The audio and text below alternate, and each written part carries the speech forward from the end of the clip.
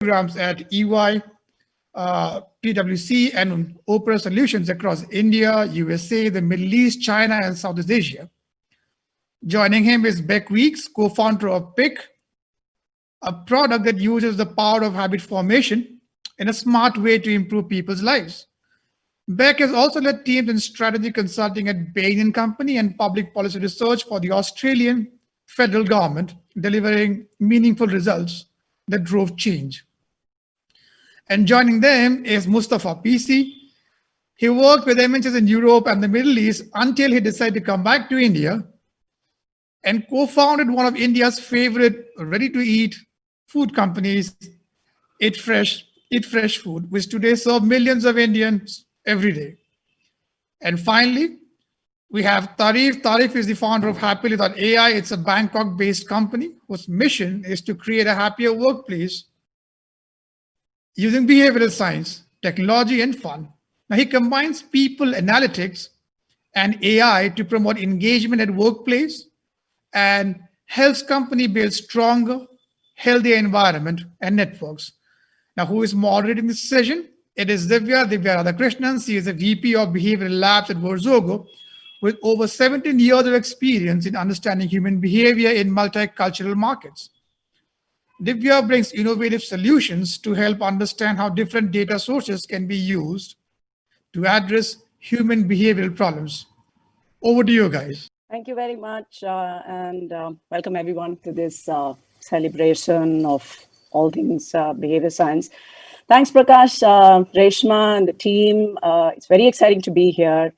The NowFest team has managed something. I guess most people in the behavior science world, at least in this part of the globe, this half of the globe, have only wondered or worried about, when is behavior science going to become less weird? When will the global South truly embrace all facets of behavior science?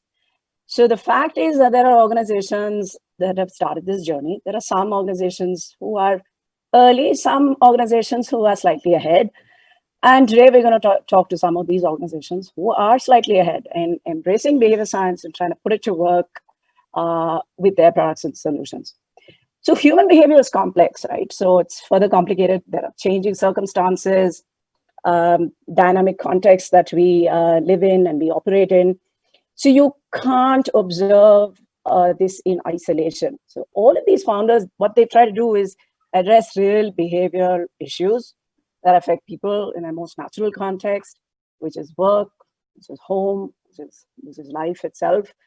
So if someone's trying to put together a fresh meal in a kitchen, or a salesperson who's sweating it out in the field, a manager who's trying to keep their people engaged in an office, some people who are struggling to kick a habit, either kick a bad habit or pick up a new habit.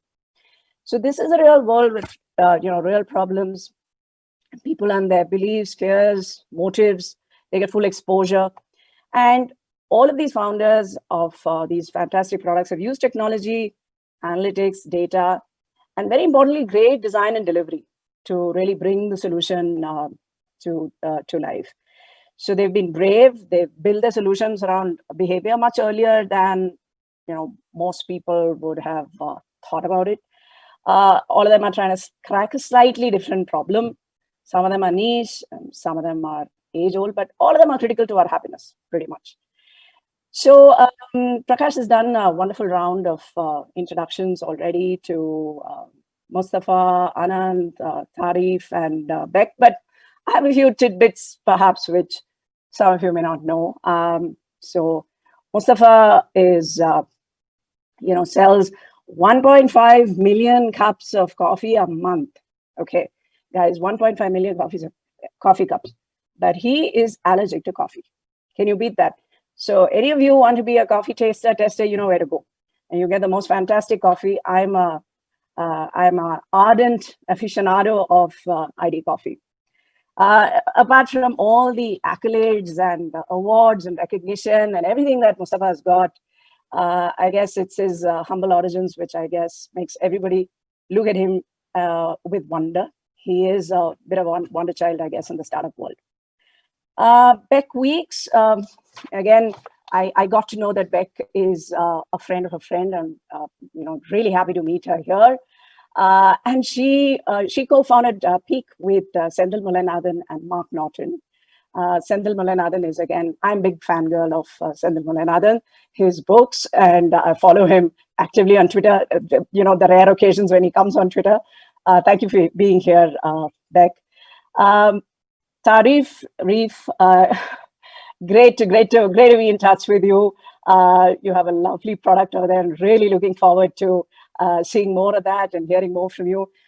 Reef is 4th generation Indian in Thailand, mind you guys. So that's interesting. That's culture which has traveled, Indian culture which has traveled the seas many generations ago. And he is scorching the employee well-being workplace with his tools. So finally, a quick line about me, apart from all the stuff that Prakash mentioned, pulled it straight out of LinkedIn. The other stuff which I can tell you about is I work in the behavior lab in Worxogo, basically where we try and understand users better, try and understand what the data is telling us. We pursue things which have a lot of potential sometimes, but we come up from sometimes, we don't have anything. And then certain other times we come up with something that's fantastic. One last line about Anant before we move on, because Anant and I work very closely together. So in meetings, when Anant says, I think there's a little bit of nuance to that, and he loves the word nuance, uses it very often. I usually lean forward. I'm like, okay, this is either going to be like a silver bullet, or it means a whole lot of work for me. And we've come up with some interesting. We've had many interesting discussions, lots of discovery that's going on, and it's a constant learning process, especially when it comes to technology products. So without much ado, let me move to Musthafa, and let me start off with him and try to understand a little bit, Musthafa, about your organization's focus. We know all about your fantastic products. What is this solution that you came up with, and what are the challenges in the context and environment and culture which you had to face, and what's the power of your solution? Musthafa, you're on mute. So yeah, this is what happens with webinars. Thanks, Divya. Thank you, Prakash and team, for inviting me here. In the name of God, peace be unto you. I'm PC Musthafa, CEO of ID, and we make world's best food, idli. We help more than 1 million Indians eat fresh and stay fresh. If you look at the kind of product that we deal with very basic product, the batter to make idli and dosa. But then we used packaging to disrupt the category. We try to use the packaging to, we try to observe the consumer behavior, the usage pattern, and then try to use packaging to bring in some functionality. So usually the packaging is used as a container to ship the product from factory to the household, right? But then we started using packaging for multiple purposes. One, of course, as a real package, which is to transfer the product from one place to another place, we use packaging. We use packaging to preserve the freshness of the product, because our products are 100% natural, no chemicals, no preservatives, nothing else in it. To preserve the freshness of the product, we used the right quality or right technical spec packaging, right barriers of packaging to preserve the freshness of the product. We used packaging to communicate to customers in their language. And most importantly, we use packaging to deliver a memorable user experience to end consumers. And I think that's where we really worked in the last 10, 12 years and literally disrupted the market.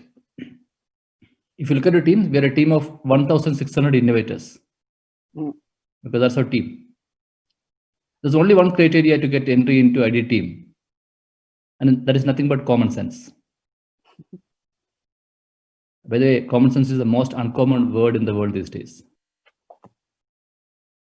We end up complicating things unnecessarily. Right. We believe innovations and consumers' behaviors can be born out of Excel sheets. Not true.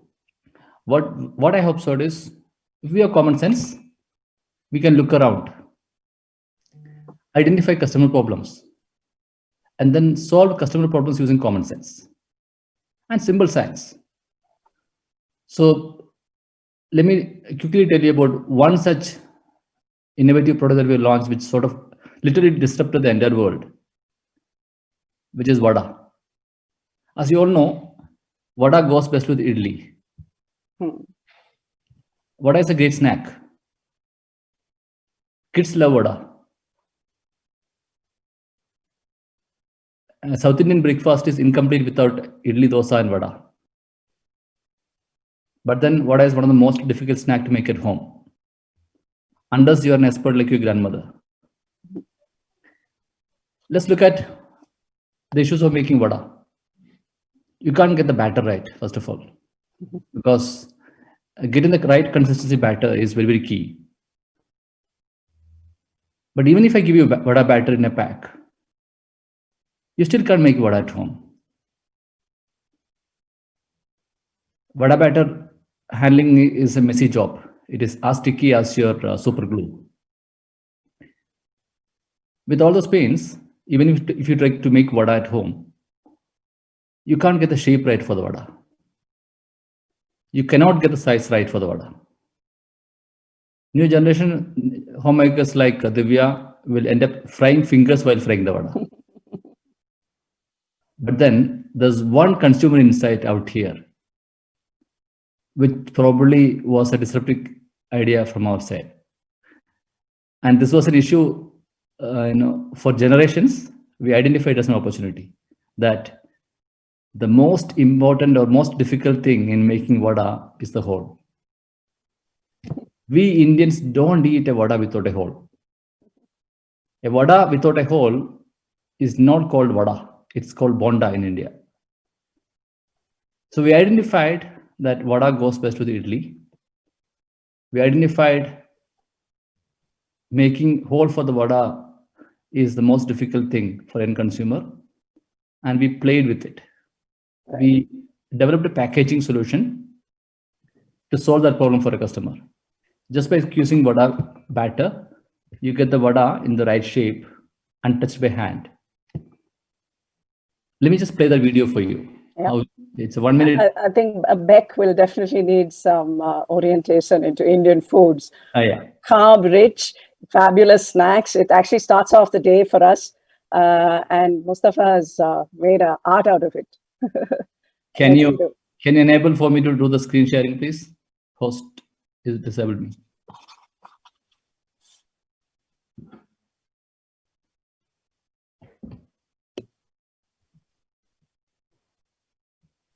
You should be able to share the screens now. Apologies. Yes, I can do it now. Thank you. Let me quickly play this video for you. It's a 1 minute video. This is no ordinary snack, a South Indian speciality. It's a favorite in homes across India, but its circular cylindrical shape and donut-like hole make it fairly difficult to prepare at homes. It needs the expert hands of grandmas and aunts or even restaurant cooks. Not anymore. ID decided to turn its attention on this age-old problem and transform the complex art of vada making into a science for everyone. And the key ingredient? Common sense. A path-breaking, little big invention. The spout that shapes batter into vadas with the hole. And that's it. Squeeze, shape, cut, fry. Handmade, but with no mess, no stress. Just delicious, crispy vadas. ID Vada batter in a pack that shapes batter into vadas. Now, everybody can vada. So essentially, Musthafa, what I think you have done is actually reframe the problem, right? We would otherwise think that getting the batter is the biggest problem, but you actually discovered, surely through observation, that most people have the problem of, getting their fingers burnt. I've done it. Fingers burnt while trying to make the vada itself. That is a beautiful reframing of the problem, and that's exactly where the insight was sitting on the top of which you've created this fabulous design. Yeah. So basically, if you look at this product, techies think it is a 3D printing of vada. Right. People like you think it is behavioral science, innovation, and all of them. To me, this is nothing but common sense. Right. Because if you have common sense, you will look around, identify customer problems, and try to help them using simple science. And out here, if you look at, we just created a spout in an umbrella shape so that when you squeeze the batter out, it comes in the round shape. That's pretty much. It was not an easy journey. It took us hundreds of failures. You get the shape right, you'll not get the size right. You get the size right, you'll not get the hole right. It took us 3 years to build the hole for the vada. Right. But that's how it works. All for the whole. Right. Yeah. So you said an interesting thing about observing consumer behavior, right? Just tell us through that part of it. I mean, I'm very keen to understand a little bit more about that. So I observe my mom, the way she makes food. We have been doing this idli dosa batter for the last 14, 15 years. I was not able to sell my idli pack to her so far. She still want to make batter at home. But then once I asked her to make vada, she said, no, I don't know how to make vada. Right. So vada started disappearing from Indian homes. Right. Because it was difficult for her to make vada. So then I talked to her and I tried to understand, why is she finding it difficult to make vada at home. So if you look at vada making was an art, which only our grandmothers used to know. We try to bring science to it. Right. Today, even a teenager can make vada at home.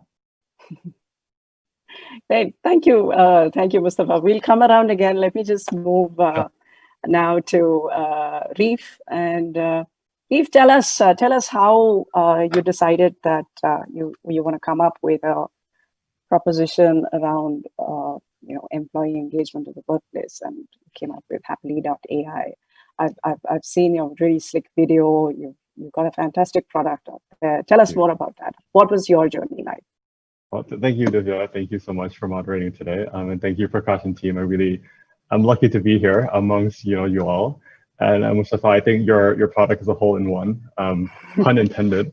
But yeah, no, Happily, again, I guess related to common sense, really, that it's hard to fathom how painful work can be sometimes.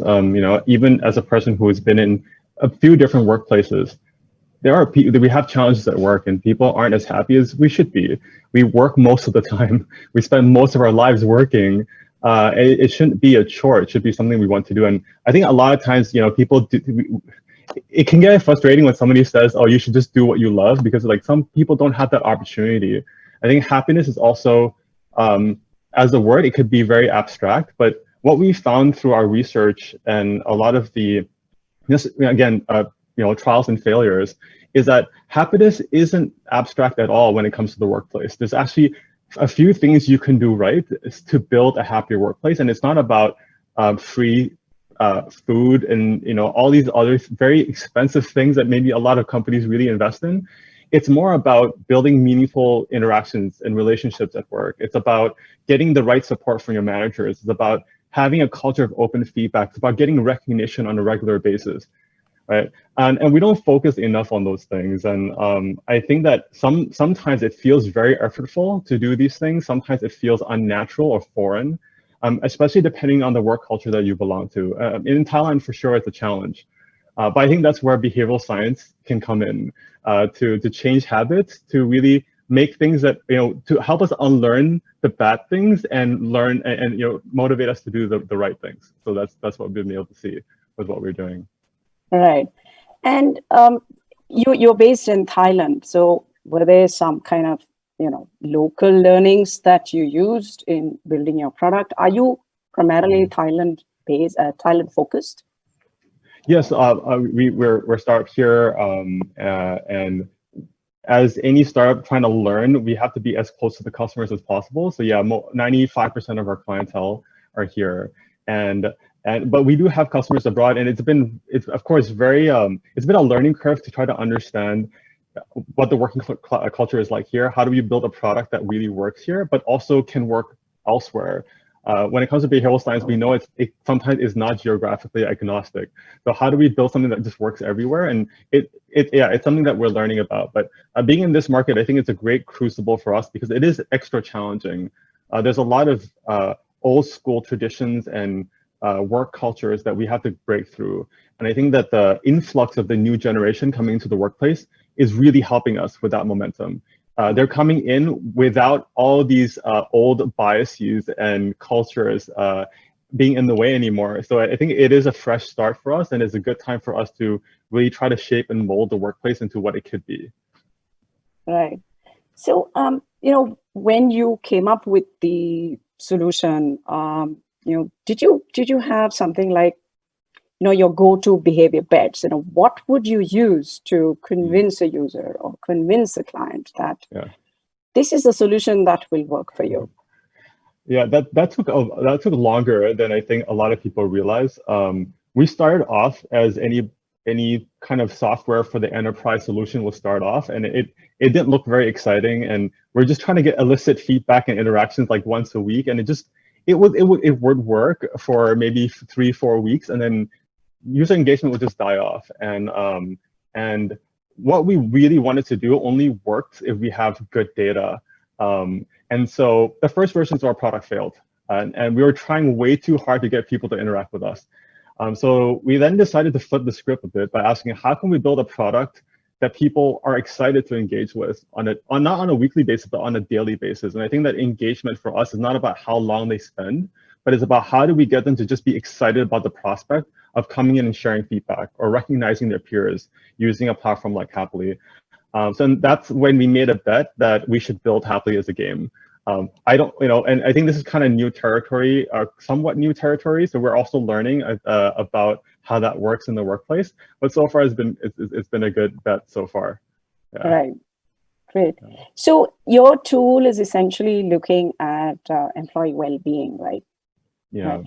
And what are the kind of learnings that you've had in the journey that you started off on? What is is there a silver bullet? Is there a magic pill that ensures employee engagement? That's hard. I think everybody is searching for that silver bullet. If there is one, what I feel is it's all about creating dialogue between people, right? Having the right context to create and have that conversation.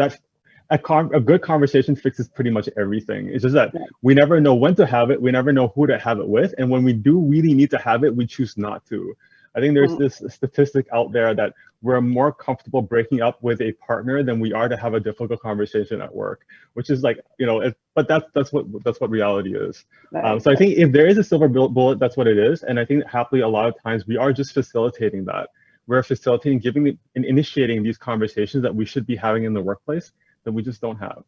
Right. Okay. Thanks. Thanks, Tareef. I'll move on to Anant. I know that Anant and our 5 or 6 co-founders identified a niche which perhaps nobody else thought of at that point in time when we launched. Please, Anant, all yours. Thanks, Prakash, Reshma, and the Now Fest guys to have me here. So yes, it was before I begin, I must admit, Musthafa's video really took me, got me craving vadas. So I think after this session, I'm going to get some of those, Musthafa. So that's a good sales pitch, Musthafa. So we all of us come with we're 6 co-founders at Worxogo, decades of experience in driving transformation in organizations. And in about 2015 or so, we realized that there is something missing when we go and look at giving advice to large organizations, say how to improve your sales. And we realized that the problem was around behavior. And funnily enough, we first went to the world of games to try and figure out, saying, how is it that you get a large, you get a grandma from Afghanistan and a teenager from Bangalore playing the same Candy Crush, having no problem understanding what they need to do. There's no manual for it. You lose a life. The game gives you a very serious feedback which says, oh, you've lost, you have no more lives left, and that kind of encourages you to carry on. But in the world of work, if you go, and I'm giving you a sales context, we've had these, all of us have had these conversations. Tareef, you also said that right now. You'll have people say, hey, don't go and talk to that individual right now. He or she's just had their monthly review with their manager. So feedback and productivity has a very negative connotation. And it's funny because all of us, and all of you will agree, we spend half our lives at work.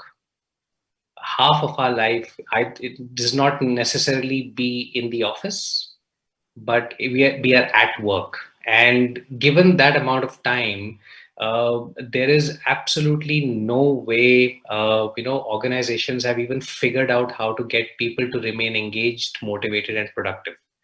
So month-end reviews, and Musthafa, you'll agree with me, where you'll have your sales guys or your teams come and tell you, saying, these are the 100 reasons why we have not been able to hit our targets. The market is bad, the targets are too high, competition is too hard, or whatever it is.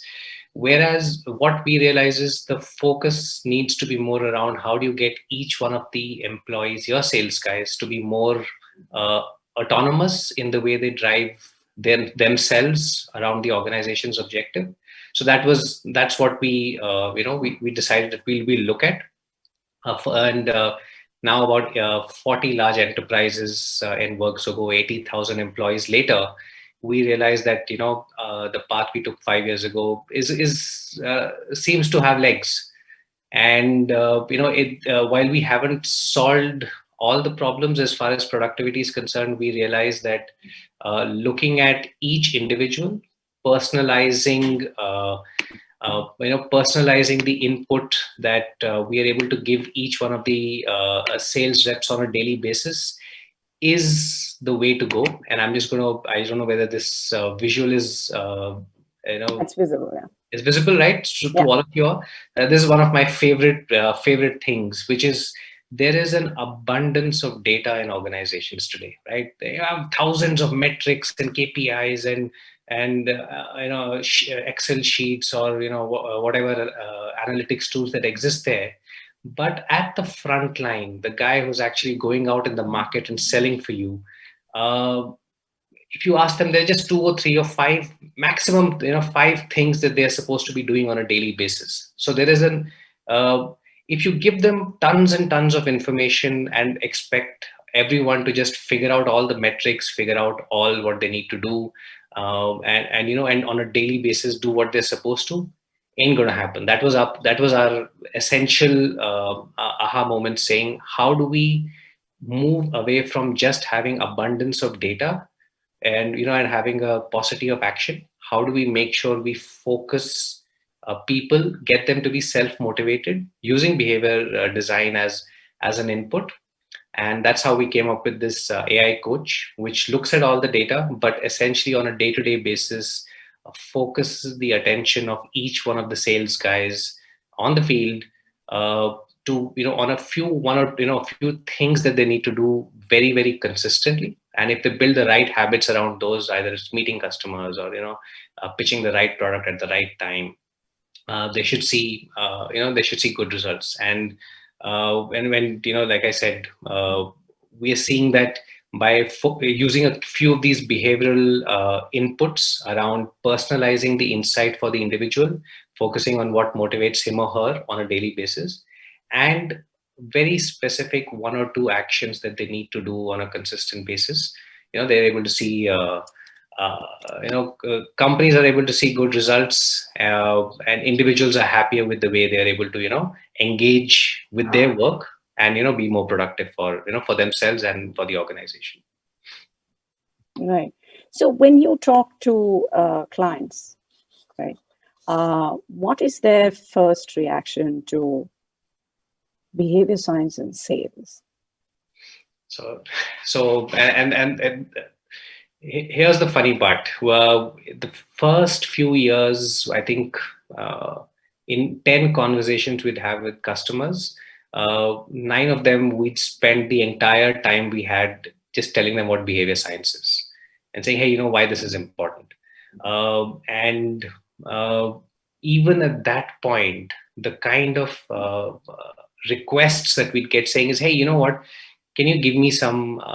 Can you help me track my, my sales guy on the field? Can you put GPS on their phone, or give me one more metric that I can track?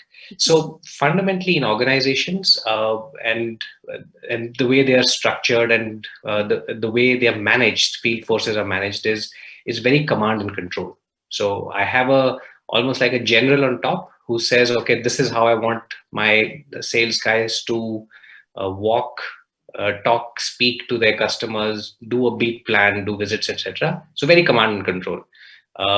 And for us, for the first few years, it was always about saying, look, we are not George Orwell 1984, where we're going to track everything that your sales guy does and gives information to you, so you can use another way to measure them.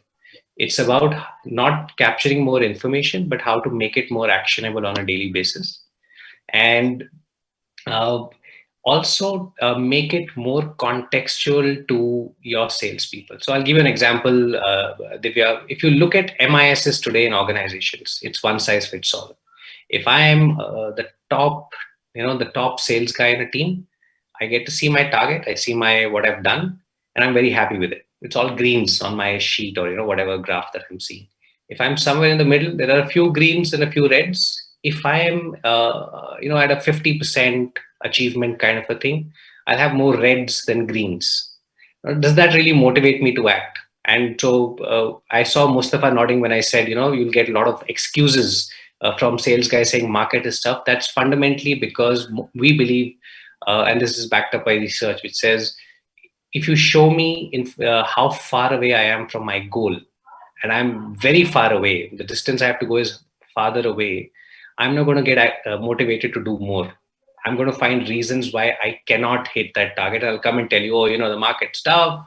My manager doesn't like me. He's given me a harder target, or my territory is not too good, or whatever it is. So what we've now brought in is making sure this information, how do we personalize it for the top performer, somebody in the middle, and at the who's at the bottom of that bell curve in some ways, so that the data is personalized. It is more empathetic to each individual in your team. So if I'm a 60% achiever, I don't necessarily get told I'm 40% away from my target. There are things that I'm doing well, and there's this very fascinating analysis that we showcased to our customers, which said somebody at a 60-70% achievement is 3 times more likely to comply with a sales process than your best sales guy. And to your question, Divya, our customers refuse to believe it when we show them saying, look, do you now, is a Sehwag more important to you in your team? Is a Rahul Dravid more important to your team? And that gets people thinking on how do you look at managing your teams and making the way you give feedback, the way you manage them on a daily basis more personalized, more empathetic to their performance context and their productivity context. So it's been a journey, but very happy to say thanks to the 2018 Nobel Prize, more and more customers. So two of India's largest banks now are our customers, and they're got thousands of their guys, their salespeople on the field using our tool to make sure they remain more consistent, more productive, and do better than where they are on a daily basis. Right. Thank you, Anant. I'll move on quickly to Beck. I'm just conscious of time, Beck. Thank you for being here. You are in a completely different time zone. Welcome from Chicago, I think. And tell us a little bit more about Pique, and how did you think it up? What does it do for us? I mean, I'm a user of Pique again. Quite pleased with it and what it did do to me the one time I used it. Tell us more. Great. Thank you so much. And yeah, thank you, Divya, for that introduction, and to Prakash and the whole organizing team for having me today. And I'm thrilled to be on this panel with you all. As Divya said, it is just gone midnight where I am. So hopefully I'll maintain some peppiness, but apologies if I start to look like I might be flagging a little bit. But it's so nice to be included. So thank you for having me. So as Divya did mention, I'm one of a few co-founders, and I'll just show you just a couple of very quick slides. Here we are. Oops. Not that one. Is it? So my two co-founders, Mike Norton, who's a professor at Harvard Business School, and Sendhil Moyenathan, professor at University of Chicago, both wonderful behavioral scientists. And I think Sendhil was probably the mastermind. I think he and I were working on another product at the time that was looking at gender bias in email. And I was talking about wanting to do something more behaviorally focused. And he'd separately been talking with Mike about how we could bring more of the insights from psychology, from behavioral science, that are sort of currently locked away behind, paywalled journals and not very accessible, how we could bring those out to the fore and to make them more accessible to people to help them improve their lives. So what is Pique? Pique is an app that helps you change yourself in unexpected ways. So we take these insights from behavioral science, insights that can help you grow as a person in all kinds of different ways. We turn those into experiences, and they just take a few minutes. So as Divya said, you could pop in and just do one for a couple of minutes and then come back the next day or a couple of days later. And the idea is that, I guess the bet that we've made that's a little bit different is that a lot of behavioral science products or habit forming products that are out there start to set you up for failure because they end up feeling monotonous. They're asking you to do the same thing over and over again, come in and do this again each day. And then a week later, when you've missed a day, you've lost your streak, you feel bad about it. But you shouldn't. The reason that you stopped is that the human mind doesn't like monotony. We don't actually like doing the same thing over and over again. We crave novelty and variety. And so there are so many different ways that you could grow as a human being. And that's what we want to try to do in Pique, is expose you to a whole range of them. And so that's where the name comes from too, this idea that today we might pique your interest or your curiosity in something to do with conversation. Tomorrow it's going to be something about how we feel time and how time might feel very strange, for instance, in this current period we find ourselves in. But there's so many different things. Why doggedly do the same thing over and over each day? We want to provide you with lots of different things to work on, different ways to approach that lifelong task of being a human. Right. So it is a bit, for a layperson, Beck, this is a bit esoteric, isn't it? Because it's backed by science and research, and sometimes it can be quite forbidding. But the interesting thing that you said is it sets you on these little activities and journeys which are meant to calm you down, cool you down, and make you feel better about yourself. So have you ever been asked that, is this too complex for lay people to understand or appreciate, embrace, and actually use? I think that a huge part of our goal is to democratize it and make it easy to understand. And so when we present these things to our users, I think we're not presenting them as complex scientific findings. I think when you try one of the moments, you'll see that, and I'll just show you very quickly a couple of screens, but there's a lot of illustration, there's a lot of humor, there's, that we don't think it needs to be dry and dusty just because it is backed by science. It should still be fun. And so each of the activities that we have people do in the app, in each of what we call a moment, yes, there's the science there so that people have confidence that there's something backing up what we're asking them to do.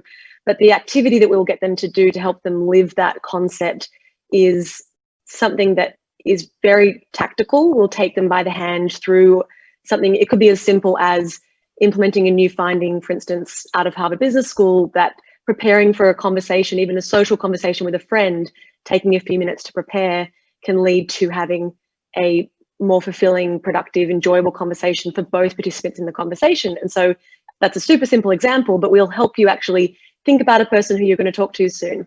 Think about, you can swipe through some flashcards that help you think about what you might have talked about with them last time, you might want to check up on this time, get them to actually make a little list that we then save for them. So it should be, the ideas, the research is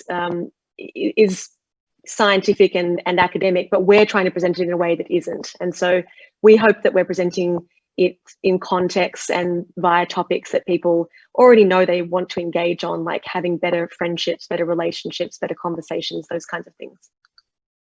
Right, that's interesting because one of the things that is held against behavioral scientists is the fact that many of these findings, the 200 odd biases and effects that you hear of, are small little laboratory experiments done in faraway lands. What is the relevance of all that in our day-to-day life, right? So that's, and in a way, I guess you're trying to bridge that gap, say that can move out of the lab and onto your phone and hence help you through the day. Exactly. And I think the last thing I would add on that is just that we want people to almost bring that experimental mindset from the lab into their life as well. And so to say, well, yes, there was this finding in this lab, it's robust enough that we think it's worth you trying. It doesn't necessarily mean that it is the silver bullet. We talked a little bit before about, everybody wants the silver bullet. We're not saying do this, it's the magic pill, the silver bullet that will just suddenly cure everything. But there's a good enough reason to try this. Try it for yourself, bring that experimental mindset, see if it works for you. If this one didn't work for you, that's okay. Try something else. Right. Thank you. I'll quickly move on back to Musthafa. Now, Musthafa, I understand, and I've been reading up a little bit about the way you do business. There's a lot of use of data. What are the, surprising, unsurprising kind of things you figured out about consumers when you pursued data? And all of us, I think, in this group understand how data can show us a lot of interesting things, but at the same time show us nothing at all. And you could really come up with absolutely nothing. So Musthafa, please do tell us. In the interest of time, I'll try to finish in 2-3 minutes. Right. A couple of points. One unsurprising thing to me was, customers are willing to pay premium for the quality and features. This was something I expected, and while designing the product itself, and we were proven right that consumers will pay premium for the right quality product with the right features. Right. While selling the product, one of the biggest challenge for us was the right selling. As you all know, running a business is tough. Running a food business is very, very tough, and running a fresh food business is the toughest job in the world. Right. So the right selling is the key, because for any fresh food business, the biggest challenge is the wastage. So let's say a store in, say, Indiranagar in Bangalore sells 10 packets of idli dosa batter a day. It is important to keep the right quantity in the store. If I keep 11, 1 packet get wastage. If I keep 8, there's an opportunity cost of 2 packets, and consumers won't get the right product. All right. And we deal with a highly perishable fresh food with a daily replenishment model. So if I end up keeping 11 packets in the store, 1 packet come back as a wastage, or the wrong product goes to the customer. Right. Right. So when we looked at the data, something which we interesting we learn is our salesman do not know any number between 5 and 10. Okay. They know numbers 5, 10, 15. Right, which was a surprising number data to me. When we looked at the data, we actually captured last 10 years of store-wise items, sales and wastage data on a daily basis. And the pattern is they know numbers like 5, 10, and 15. There are many numbers in between, and they have no idea about it. Right. And we then try to bring in analytics to sell the right content to the store. Right. So that's something which we learned. It was again a surprising thing to me. I had not learned that during my MBA days, that there are no numbers between 5 and 10, but I've learned that from that. Few other things that I would say surprising to me again is Indian homemakers is extremely difficult to handle. Indian homemakers. They are the gatekeepers for the kitchen. She will never buy idli from outside. She's okay to buy idli dosa batter, make idli at home, and serve hot and fluffy idli to the family. If idli comes out well, she gets a credit or he gets a credit. And if for some reason dosa is not crispy enough, Right. you can blame it on me, brand ID. What I've learned is never take credit away from a homemaker. Right. Right? Never try to sell idli to a homemaker. She will never buy idli. She's okay to buy idli batter and add her love into the product and serve fluffy idli to the family by cooking at home. So that's something which I've learned. Right. It was surprising to me. Right. Now, if you look at this whole thing, there's no rocket science in making idli dosa batter, right? But then, we try to play the role of a professional assistant to homemaker. In this journey, we've learned, or we looked at how a homemaker is using the idli dosa batter. We then try to bring in packaging innovations to deliver better features to a consumer. For example, if you look at our idli dosa batter pouch today, initially she used to buy idli dosa batter pouch from me. It was like a pillow pouch, 4-set seal pillow pouch. She used to wash it, cut open, then transfer the batter into a vessel, use it, and then leftover batter she used to keep in the refrigerator, all of them. We thought we should simplify it. We try to create a boat-shaped packaging, which is like a transformer. You see those, cars becoming Superman kind of this one, right? So we try to create that kind of packaging, wherein it's a pouch during transit and storage, whereas when you Ziploc open it, it becomes a vessel, right? And so that customer can use the batter directly from the pouch or make idli dosa directly from the pouch without transferring to a vessel. And then it comes with Ziploc. She can lock it and keep it in the chiller and preserve the product for partial use. Again, these are things that we've learned, by watching the customers and how they behave, how they use it, and how to simplify it.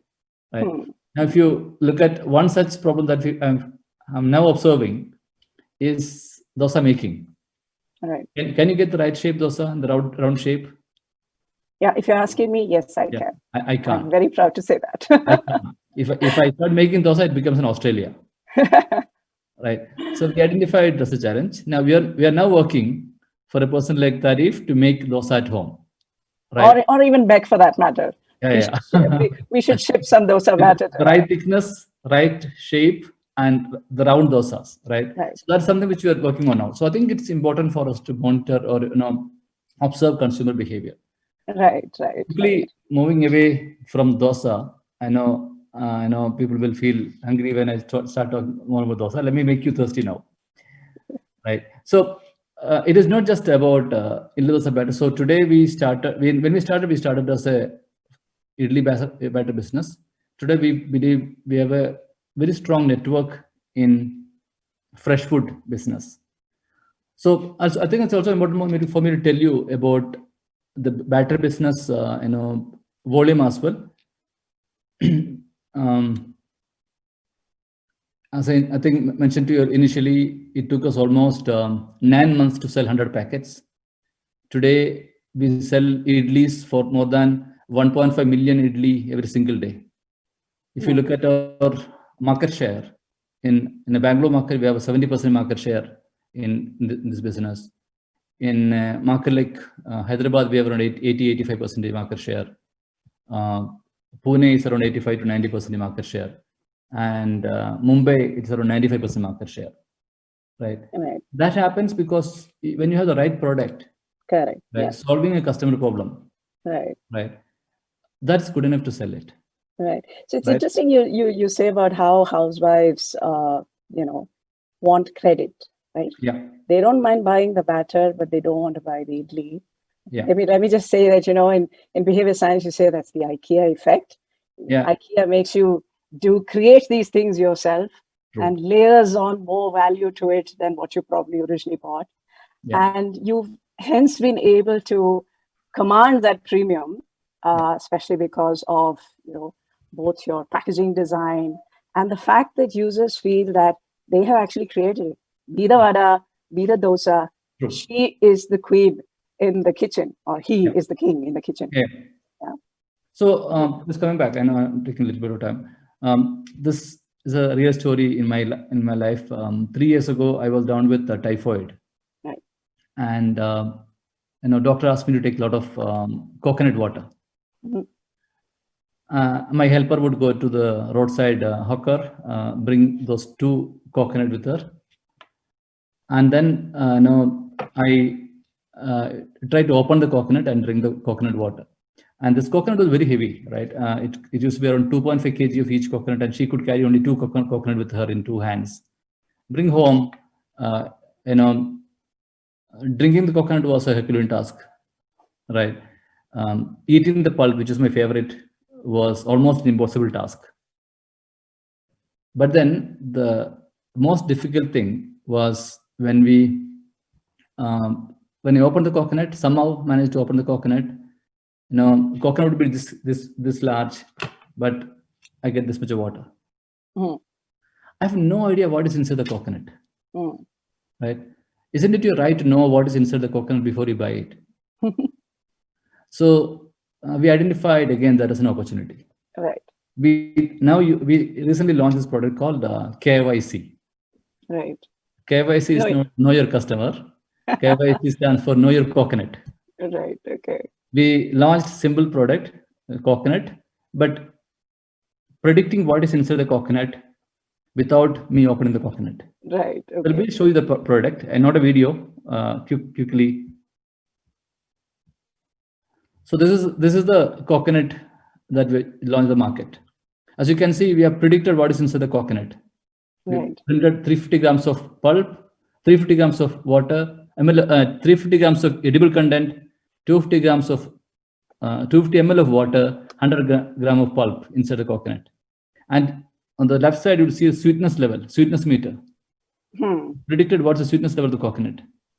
You can choose the product based on what is inside the coconut. And by the way, I have not opened the coconut. I've predicted it without me opening the coconut. Right? And we made it easy for a customer to carry. From a 2.5 kg of coconut, it became only 600 grams after shaving off the husk. Right? We put a hole. By the way, hole is our weakness. Right? We did for the vada. Out here, we did 2. One to drink the coconut water. We put a small hole. Right? He or she can pull the strip and drink the coconut water directly from it. Right. And we put a larger hole so that customers can open it using a spoon and eat the pulp as well. The most important thing was for us to predict what is inside the coconut without me opening the coconut. And we played with it and we called it KYC. KYC stands for Know Your Coconut. So I think it's important to look at everything from a consumer perspective, identify their pain points, solve it, and charge a premium. I think that is the role of a businessman. Yeah, this is a great example of how a hole in the product, reaps business multiple times over for you, right? Usually, as I mentioned earlier, right, the role of a businessman is to look around, identify customer problems, and solve it using common sense. True. Sometimes when you look around, you may not be able to identify a customer problem. What do you do in this case? Look up. You get to see the coconut, right? It works. So let me quickly take you through another 2 products. This is one product that we've done. This is another one that we have done. Right. Greater coconut in a coconut. So we call it coconut in a coconut. World's best packaging for a coconut is the coconut, is what we have identified. So we used coconut to pack the coconut to maintain its freshness. This is your favorite, right? We designed two kinds of packaging for coconut. Sorry, for coffee. One was our nostalgic cup and aura kind of packaging on the right side, and another one is a travel pack. Right. So basically, what I'm trying to tell you is packaging can be used for multiple purposes. Absolutely. Great. It can be used as a container. It can be used to communicate the message. It can be used to preserve the freshness of the product. And most importantly, it can be used to deliver a functionality, a memorable user experience to consumer. Absolutely. And that is a lot of behavioral science in the product packaging. Thank you. This has been a revelation. Thanks a lot, Musthafa. I'll quickly move on to Reef, and I want to bring back the pandemic and what the pandemic has done in terms of workplace engagement. And Reef, with the work that you've done, the data that you have got, are there any surprising things, unsurprising things that you have figured out, which has been interesting for you from a human behavioral standpoint, and also for your clients? Yeah, sure. I think that what we were surprised with was how resilient people are. If you don't mind, I might show you a bit of the product as well to understand like how we do things on the behavioral science side. But before I get there, the idea is that we get data every day from people, and we ask them, how are you feeling? So we track happiness on a daily level. And what we were expecting was that during the pandemic, we would see happiness drop, and it didn't. There were a few stress definitely spiked. And it was good to see how people were handling that. And teams that were, maybe, talked more, had more active managers, were able to deal with challenges a lot more quickly. So we'll see when we see happiness drop a bit, we're able to see it recover very quickly too.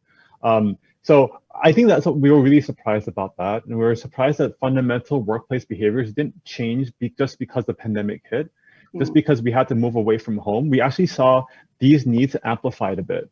When we're not in the same place anymore, all these important things that we need are more scarce than ever before. And so, we've tried our best. We've had to adapt our product in the way we prioritize, how we serve our customers. But if you don't mind, I'll share my screen just so that to provide some more context. I think it's this one. So this is what Happily looks like, and we try to build it as much as to look at it as like a game as possible. On the left is what you see every morning. We ask you 3 to 5 questions, very easy to answer, and as you answer questions, you get coins that you could use to redeem rewards later on. So you can redeem gift cards, you can redeem going home early one day, and the more difficult questions, the more difficult conversations that we want to initiate, well, instead of 1 coin, you earn 3 coins. Is that instant gratification that it really does work to build the behaviors that we want to see. And apart from getting coins from answering questions, you could also get coins from getting recognition from your peers. So I could give you 5 coins for hosting the session today, and you'll feel great for it. Although those 5 coins are technically worth about 20 cents. It's not worth right. If I were to walk over and give you 20 cents, I think you'll be more insulted than anything else. But when it's in the form of a game mechanic, I think it's really helped connect workplaces in a time when we're more distributed than ever. And in that concept, there's a lot of things we can do. We gather data every day, so we can also inform managers every day about how their teams are feeling. We use happiness as the center of it because sometimes being unhappy doesn't have to be work-related or not, but it does affect how you perform at work and how you interact with other people at work. So we're trying to provide the right data to the right person. In this case, managers can get nudges to let them know that perhaps this person is stressed, overwhelmed at work right now, risk of burning out, and the manager will do something about it because they did not, it wasn't that she was too busy or didn't care. It's just that she just didn't think about it. And so we find that these nudges have been really impactful. Again, especially as we are working from different places and we're not able to see each other eye to eye, face to face anymore. So we've been very happy to see those kind of interactions happening. I'm just gonna, so this is like Happily as a game. So we, apart from feedback and recognition, we also encourage and motivate a lot of other things in the workplace. We have a university for shared learning. We have a running track, which has been really interesting too, especially during the pandemic when everybody's like stuck at home and not really moving as much. Just by creating a running track, what it does is it connects to your phone, with your permission, of course, to see how much you're walking and running each day. And so you can compete with your coworkers. And it's very low stakes, but just having that interaction has motivated people to be more active because, you know, now their friends are depending on them to do so. And then there's a lot of other things we could do too with organizational networking labs, but I'm just gonna close that for now. Right. But yeah, I think I've been very surprised by the fact that the workplaces have been a lot more resilient than we thought they would be. But we've also are trying to study a bit more about, you know, what we can do better there. Well, what are the new challenges that people are facing, and how can we provide nudges that, you know, that are more relevant and appropriate for you know what our work looks like today. Right. Yeah. Great. Anant, I'd like to bring you in over here. You know, tell us the Worxogo solution is in a far more serious business transformation, business enhancement space. The pandemic would have caused havoc at multiple organizations. What have we discovered through the Worxogo platform about employees, about users, and their productivity and performance during the pandemic? Great. And after. So, yeah, and I'm going to echo what Tareef said here. You know, in terms of it surprised us in a lot of ways. So where there's been a lot of and so just to give you a little bit of context to everyone on, our engine's currently looking at about 15,000 teams across many countries. And surprisingly enough, like I said, there are so many of the productivity levels haven't gone down. In fact, in one North American focused team, we saw their productivity actually went up 15%. These guys are essentially selling financial products in the North American market. And the reason for that was also surprising for us is prior to this, and we were having a chat with the guy who's the head of that team, and he says, look, earlier in a sales kind of a context, I'd be sitting next to my sales rep and having a conversation and saying, this is what you're doing well or not doing well. In this, now that physical connect is no longer there, but how do they're now trying to figure out new ways to digitally empathize with their team members. And obviously Worxogo's tool is there, which kind of helps do that. But I think the key thing for us has been and I'm just going to again share a screen, is the data already exists with all the organizations. And like Musthafa was saying, there's enough and more data around saying the sales guys don't know anything between 5 and 10. Yes, that's a fact. The challenge is not because they don't know the data. I think our understanding that came out from looking at all of this was, it is more about how do they take an action on the data that's presented to them. So it's the easiest for me to sell a widget. That's the only thing I'm going to sell.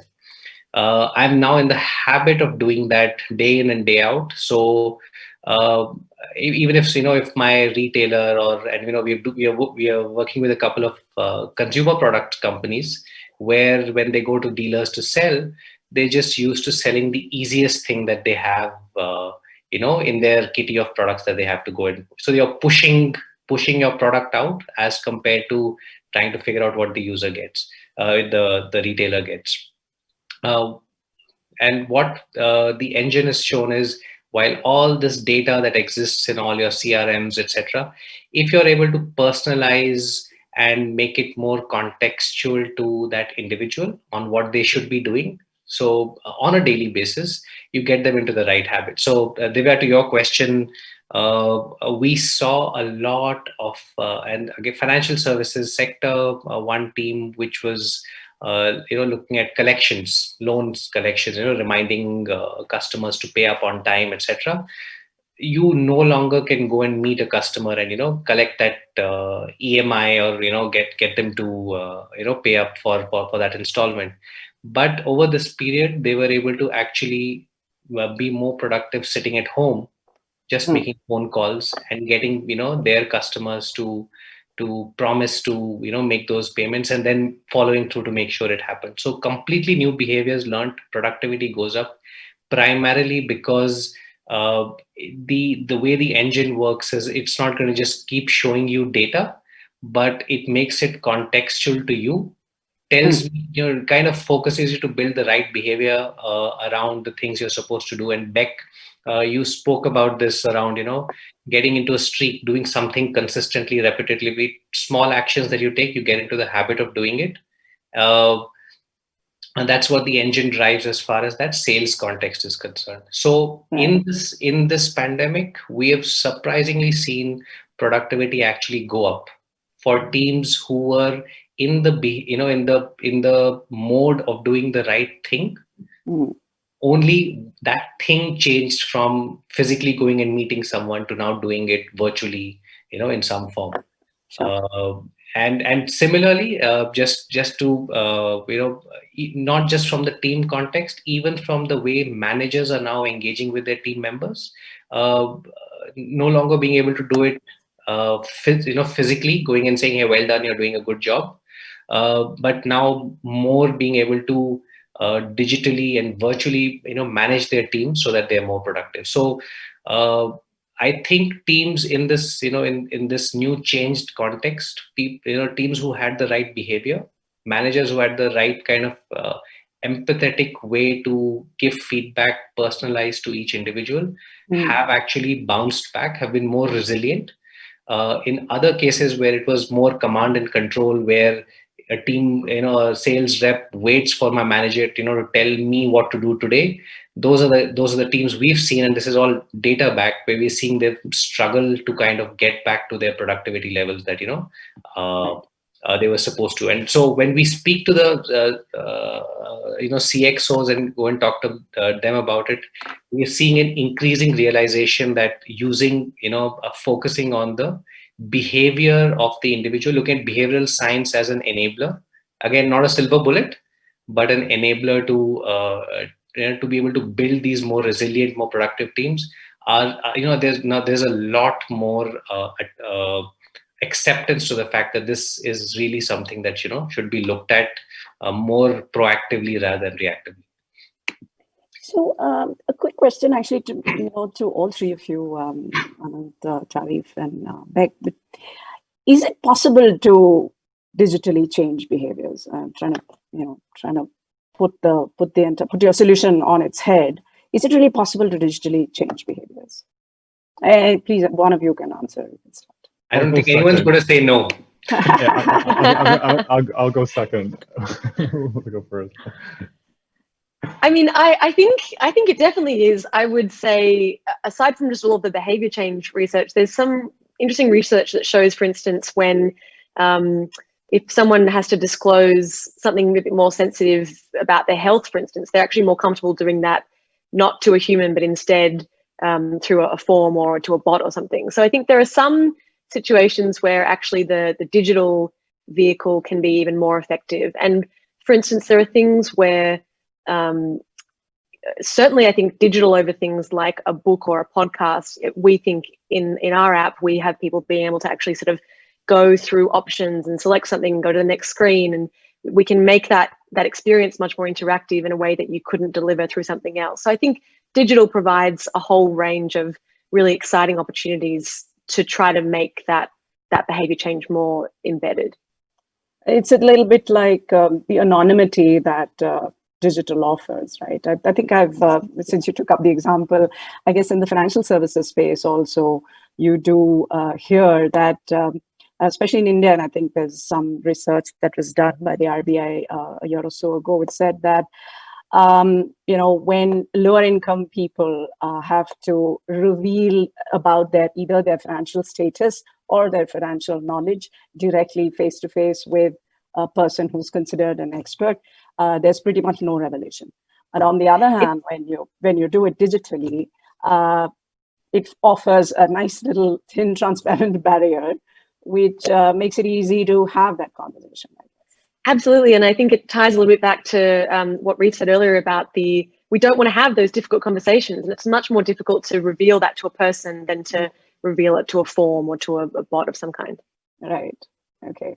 Any other thoughts from Reef? I just think it better be possible, because we spend so much time on these interfaces, and I think there's a lot of conversation today about the negative effects, right? So if it's able to influence us negatively, it is possible to affect us positively, right, if we use it the right way. So that's how I think about it. That's a beautiful segue to my last and final question, which is basically about the ethics of behavior design, and especially on digital platforms. And everyone's familiar with social dilemma and how it has tried to scare a lot of people into what social media does to you.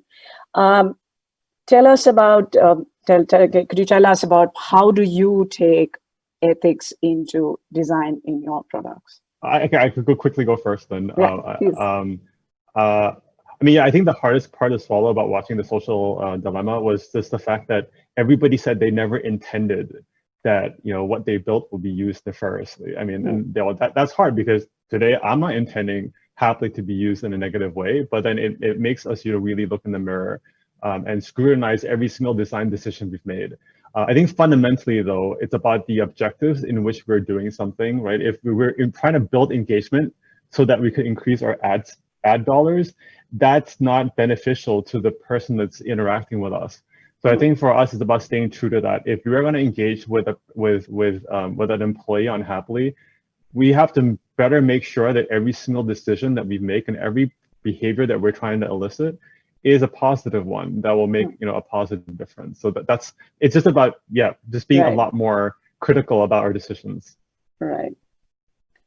And I think you had said earlier that your goal on the platform, Reef, is not to have people there all day long, right? It's to have them come and do a few things, and that's exactly the same as us. And so I think we can have that kind of goal if the business model doesn't rely on getting eyeballs on the site all day long. And so to have a goal that doesn't drive behavior that we know will end up being detrimental to people, I think is setting that goal and then staying true to it, I think is what's super important. And I think as people have talked about, for instance, particularly over these last 6 months, about the epidemic of doom scrolling while we're all going through coronavirus as well, that it's impossible on some of these sites to get off. And I think staying true to your goal and making sure that doesn't get polluted by the other things that might get in the way, I think that's certainly what we're doing. And then Reef, it sounds like that's what you're doing as well.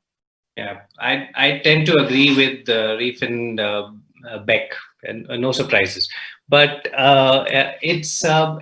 yesterday Professor Sunstein also spoke about it, saying that there's too much information, and I think it's depending on how you define and design the problem how you define it, and then you design the product to solve for it. So similar to what Reef and Beck you said, in Worxogo, the engine. So we have about 80-85% engagement levels. This is purely voluntary by our users.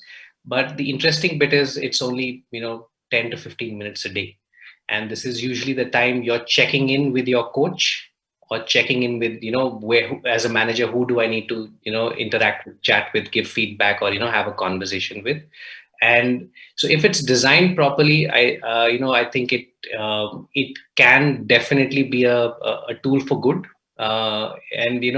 It's a little different perspective than most organizations have today of saying, I need my my employee to be always on, because that's the only way I can control them to do what they need to. Whereas I think and a lot of forward-looking organizations are now moving towards saying, look, we can give a little bit of autonomy and more to the individual to do what they're good at and get better at, and work on the areas they're not. So I think it's a problem definition a question in our mind, and the way you try and solve for it. So Right. and it's a messy science, so nobody knows. We're all we're all unique in our own ways, so no one has the right answer yet. But I'm very happy to see Musthafa, Tareef, Beck, all you talked about different problems, but the theme for me has been the empathy around the user.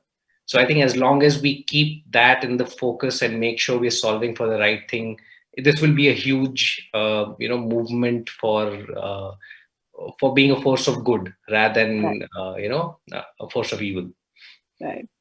Great. Thank you so much. We are like really running out of time. We've got about 10, 11 minutes, and I should have actually had this break much earlier. But let's go into the questions. Reshma, if there are questions you want to jump in. There are questions in the chat box. You can download that Word doc, or that you can take them up at your leisure. Musthafa, I could do with an 8 coffee now, while we wait for questions. And a month-long supply of idli batter from me. I want to try one of those now. I've got to get my hands on some of that. Right, just a second. Let me just... Right. Okay. So let me quickly run through a few questions.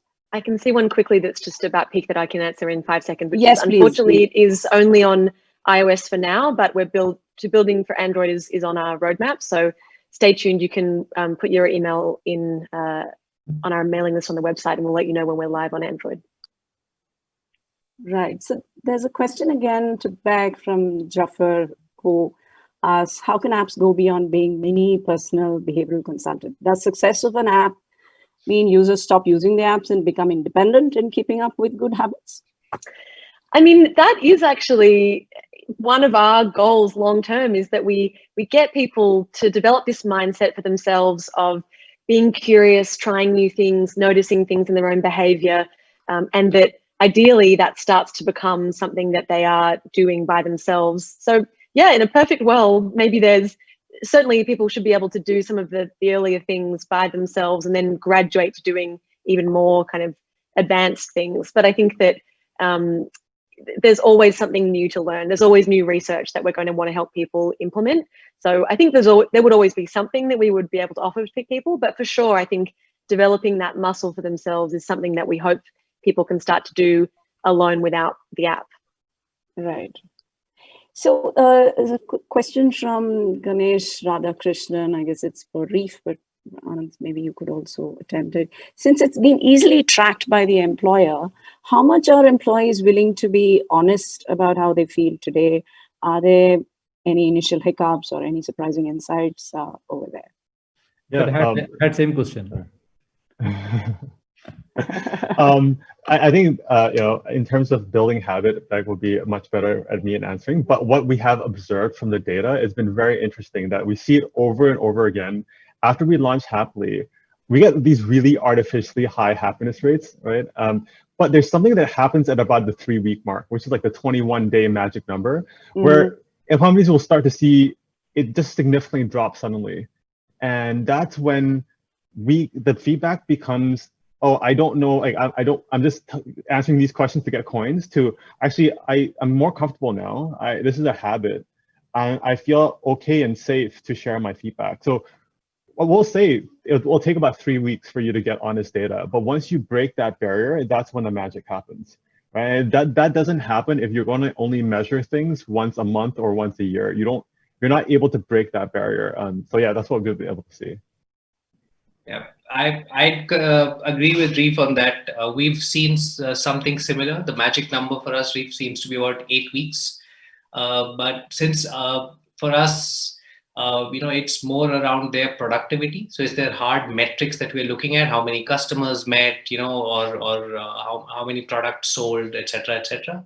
We find the first 8 weeks, it takes the the employees or the sales reps to start trusting what they're seeing on screen. So you always start with distrust, saying, this data of mine is, what's going to happen if I say something. So when we deploy the first 8 weeks, we call the trust and transparency phase, where the engine is more building a personal connection with each individual, saying, are these your targets? Is this what you're supposed to be doing? Is this is this what you've done last year? Last week, etc. And after the 8-week period, we start see, and in our tool, there is no data that you're entering saying, I've met these customers. All that's anyways. So my job as a sales guy is already happening outside. I don't necessarily need to engage with this, with this new whatever coach that my management suddenly told me I need to look at. So 8 weeks in, we start seeing voluntary usage. And Musthafa, to your point, to your question, after the 8-week mark, we see that the sales reps start trusting what they're seeing. And surprisingly enough, because now they trust what they're seeing and the coaching tips that they're getting from their coach, their productivity actually starts improving. So from a 5 and 10, so one of our customers said, I want to change this behavior of my sales guy from looking at 5s and 10s, which is selling the way they were, to getting into a run rate. This is a cricket analogy, but a run rate kind of a mode of going and selling products.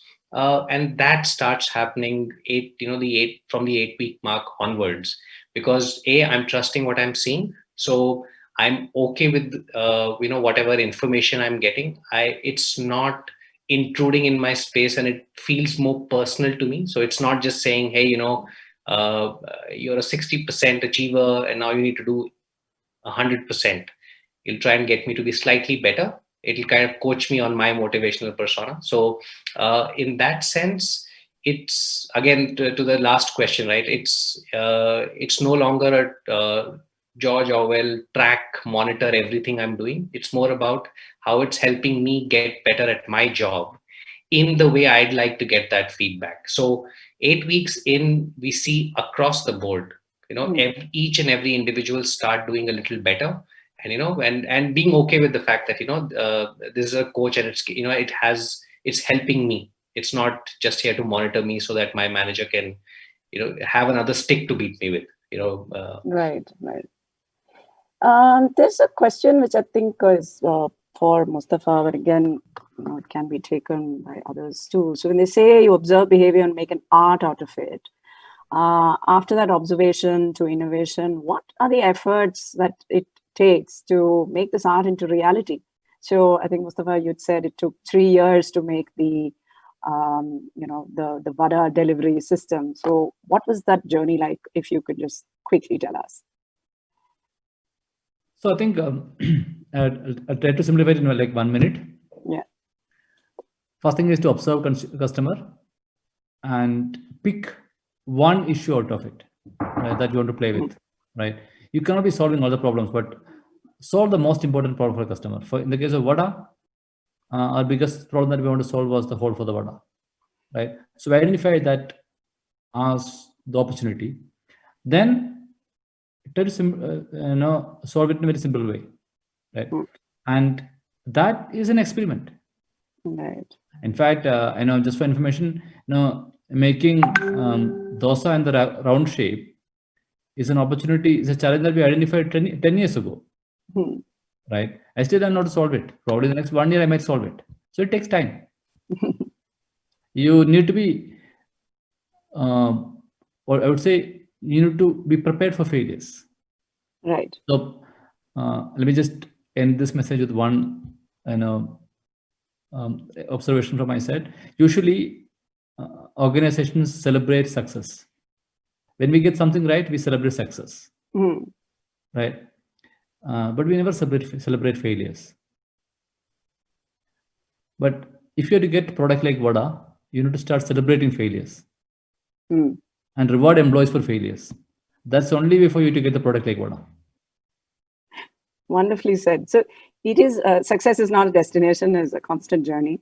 And I guess in all of your cases, the goalpost, you are moving the goalpost ahead, right? It is not a fixed goal. It is not that we reach here and we've done our job. Next is the round dosa from Musthafa and Tareef. What is the next thing that you are going to focus on after having made employees happy? What else will you try? Oh boy. I mean, I think, yeah, it is an ongoing challenge, to add to what Musthafa was saying. You just have to be willing to get punched in the face a lot of times.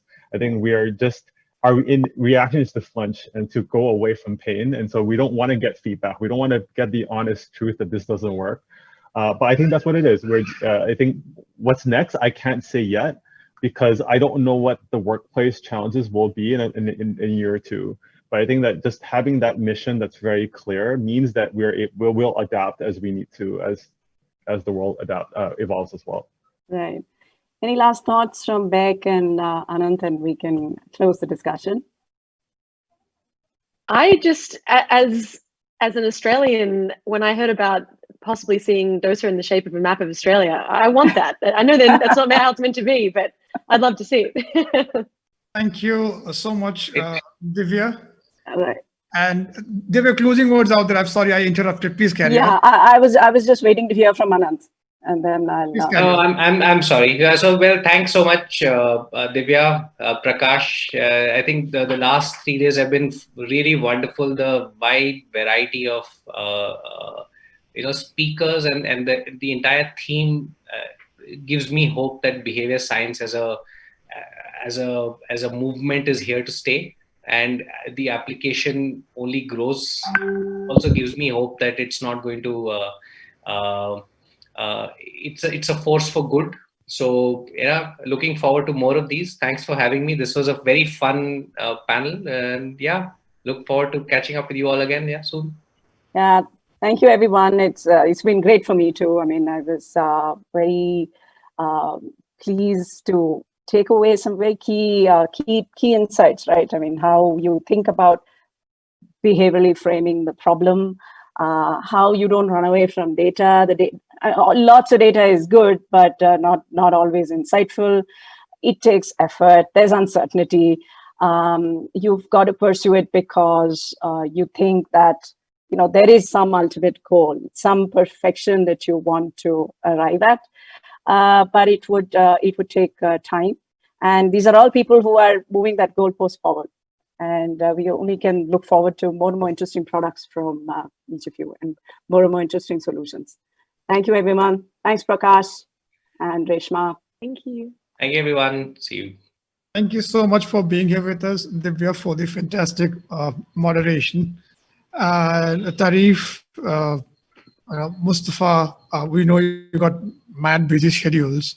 Anant, yourself too, and Beck. I think 12:31 in the night out there for you.